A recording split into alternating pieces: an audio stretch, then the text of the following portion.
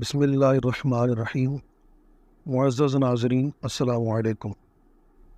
حضرت حوا کے حمل میں ایک لڑکا اور ایک لڑکی پیدا ہوتے تھے، اور ایک حمل کے لڑکے کا دوسرے حمل کی لڑکی کے ساتھ نکاح کیا جاتا تھا، اور چونکہ آدمی صرف حضرت آدم علیہ السلام کے اولاد میں منحصر تھے، اس لیے مناکحت یعنی نکاح کا جو عمل ہے اس کی کوئی اور صورت ہی نہ تھی۔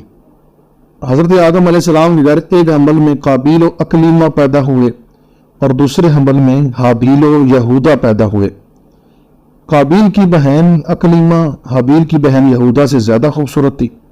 حضرت آدم علیہ السلام نے اسی دستور کے مطابق قابیل کا نکاح یہودا جو حابیل کے ساتھ پیدا ہوئی تھی، اور حابیل کا نکاح اکلیمہ سے جو قابیل کے ساتھ پیدا ہوئی تھی کرنا چاہا۔ قابیل اس پر راضی نہ ہوا۔ اکلیمہ چونکہ زیادہ خوبصورت تھی اس لیے اس کا طلبگار ہوا۔ حضرت آدم علیہ السلام نے فرمایا کہ وہ تیرے ساتھ پیدا ہوئی ہے، لہذا تیری بہن ہے، اس کے ساتھ تیرا نکاح حلال نہیں۔ کہنے لگا یہ آپ کی اپنی رائے ہے، اللہ کا یہ حکم نہیں ہے۔ آپ نے فرمایا تو تم دونوں قربانیاں لاؤ، جس کی قربانی مقبول ہو جائے وہی اکلیمہ کا حقدار ہے۔ اس زمانہ میں جو قربانی مقبول ہوتی تھی آسمان سے ایک آگ اتر کر اس کو کھا لیتی تھی۔ قابیل نے ایک انبار گندم کا اور حابیل نے ایک بکری قربانی کے لیے پیش کی۔ آسمانی آگ نے حابیل کی قربانی کو لے لیا اور قابیل کی گندم کو چھوڑ دیا۔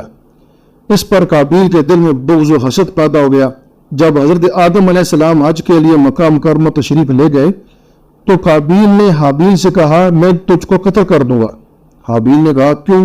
کہنے لگا اس لیے کہ تیری قربانی مقبول ہوئی، میری نہ ہوئی، اور اکلیمہ کا تو مستحق ٹھہرا ہے، اس میں میری ذلت ہے۔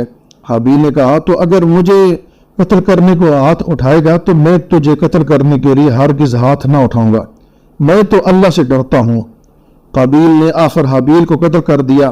پھر وہ اس قتل کو چھپانے کے لیے حیران ہوا کہ لاش کو کیا کرے، کیونکہ اس وقت تک کوئی انسان مرا ہی نہ تھا۔ مدت تک لاش کو اپنی پیٹھ پر لادے پھرا تو اللہ نے اسے دو کوے دکھائے، دونوں آپس میں لڑ پڑے، ان میں سے ایک نے دوسرے کو مار ڈالا۔ پھر زندہ کوے نے اپنی چونچ اور پنجوں سے زمین کو کرید کر گڑھا کھودا اور اس میں مرے ہوئے کوے کو ڈال کر مٹی سے دبا دیا۔ یہ دیکھ کر قابیل کو معلوم ہوا کہ مردے کی لاش کو دفن کرنا چاہیے، چنانچہ اس نے زمین کھود کر حابیل کو دفن کر دیا۔